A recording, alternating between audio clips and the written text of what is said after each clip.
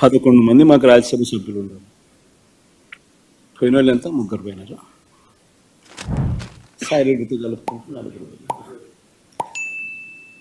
Basically పోయే ప్రతి ఒక్కరికి కూడా నేను ఒకటే మాటే చెప్తా, రాజకీయాలలో ఉన్నప్పుడు క్యారెక్టర్, క్రెడిబిలిటీ అనే పదానికి అర్థం తెలిసిందా. రాజకీయాలలో ఉన్నప్పుడు కాలర్ ఎగరేసుకొని చెప్పాలి, ఫలానోడు మా నాయకుడు అని.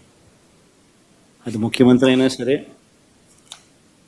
ఎమ్మెల్యే, ఎంపీ అలాంటి ఆయనైనా సరే, ఎమ్మెల్యే అయినా ఇలాంటి అయినా సరే, ఎవరి గురించి అయినా కానీ ఇట్లా గొప్పగా చెప్తాం.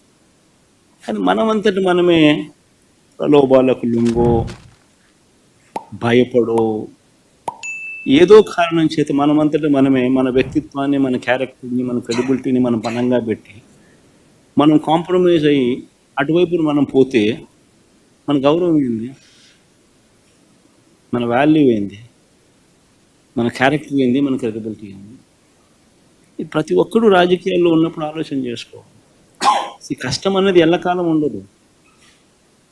డెమోక్రసీ అంటేనే 5 years. మ్యాక్సిమం నీకున్న కష్టకాలం 5 years. 5 years if you can just hold on, then your time will come. One should always have the patience, always have the character and credibility within ourselves to stand up.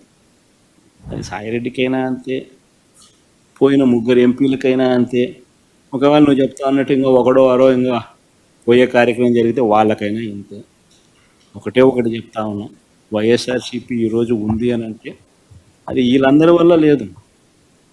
YSRCP ఈరోజు ఉంది అని అంటే దేవుడి దయ, ప్రజల ఆశీస్సుల వల్ల వైఎస్ఆర్సీపీ ఈరోజు ఉంది.